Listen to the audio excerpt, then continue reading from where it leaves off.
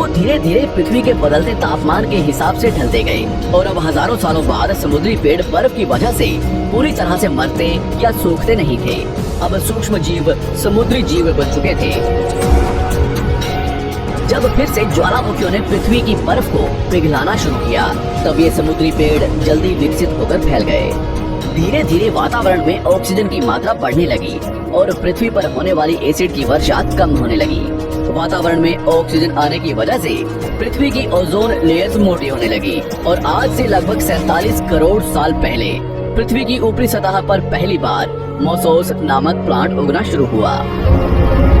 वक्त के साथ साथ जमीन पर अलग अलग प्रकार के पौधे और पेड़ उगना शुरू हुए। एक वक्त ऐसा आया जब जमीन के पेड़ों की लंबाई लगभग 80 से 100 फीट जितनी या आज के 5 से 6 मंजिला बिल्डिंग जितनी ऊंची हो चुकी थी। ये वो वक्त था जब समुद्री जानवर समुद्र से बाहर निकल रहे थे और जमीनी जानवरों में परिवर्तित हो रहे थे।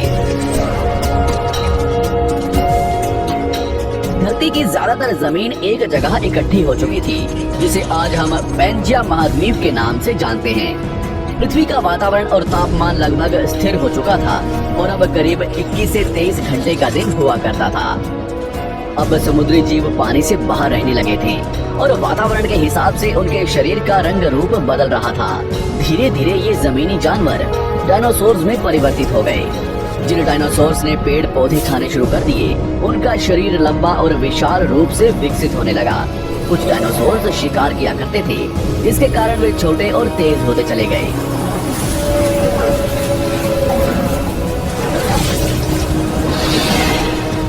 पृथ्वी की ऊपरी जमीन एक जगह इकट्ठी होने के कारण ज्यादातर जमीन रेगिस्तान और बंजर हो चुकी थी।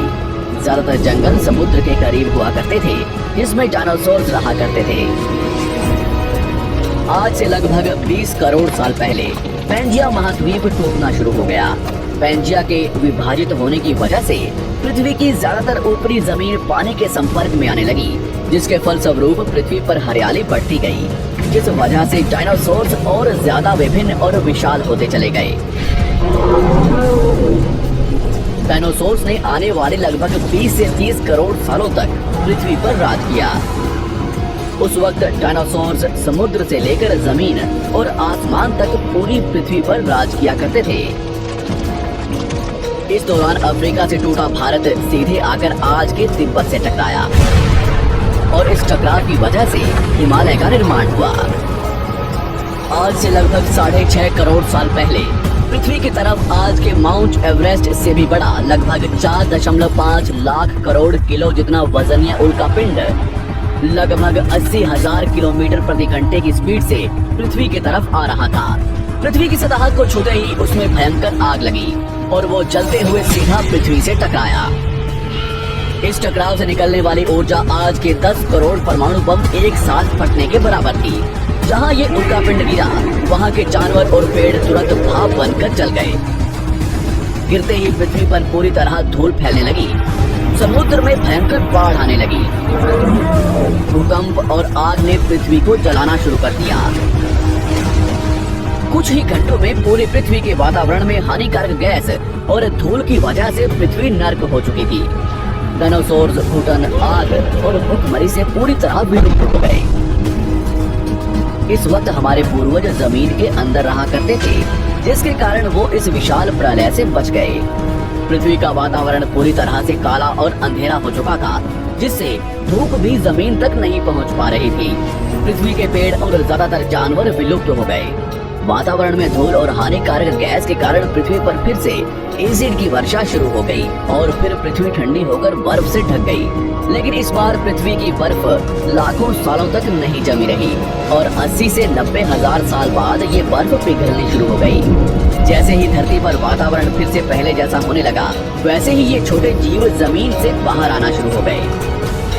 उस वक्त पृथ्वी की बर्फ पिघलनी शुरू ही हुई थी, जिसके कारण अफ्रीका में घने ठंडे जंगल हुआ करते थे और इसी बीच ये जमीनी जीव बंदरों में परिवर्तित हुए। मगर जैसे जैसे पृथ्वी गर्म होने लगी, वैसे वैसे अफ्रीका के ये जंगल सूखने लगे। जंगल की चीजें खाने वाले बंदरों को खाने की कमी होने लगी। खाने की तलाश में इन बंदरों ने अपने पैरों पर चलना शुरू कर दिया। जिससे उन्हें दूसरे जानवरों के शिकार करने में मदद मिलती थी। धीरे धीरे बंदर एप्स यानी वानर में परिवर्तित हुए। खाने की तलाश में ये एप्स पृथ्वी के दूसरे हिस्सों में फैलने लगे और धीरे धीरे उनके शरीर का रंग रूप वहाँ के मौसम के हिसाब से बदलता गया। वक्त के साथ साथ हम आदिवासी बने। हमने हथियारों से लेकर आग का आविष्कार किया। हम धीरे धीरे इंसान के रूप में विकसित हुए। हमने धर्म से लेकर परिवार, भाषा और संस्कृति का निर्माण किया और वक्त के साथ साथ हम विकसित होते चले गए और आज हम इस पृथ्वी की सबसे विकसित प्रजाति बन चुके हैं। पृथ्वी को आज के जैसे बनने में लगभग 450 करोड़ साल का वक्त लगा है और हमें एक छोटे जमीन में रहने वाले जानवर से इंसान बनने में कई लाखों सालों का। मगर हमने इन 100 सालों में जितना पृथ्वी को गंदा और तबाह किया है उतना आज तक किसी भी प्रजाति ने नहीं किया होगा। हम फिर से धरती को गर्म कर रहे हैं और कार्बन डाइऑक्साइड की मात्रा बढ़ा रहे हैं। वैज्ञानिकों का मानना है कि पृथ्वी पर फिर से विशाल परिवर्तन होने वाला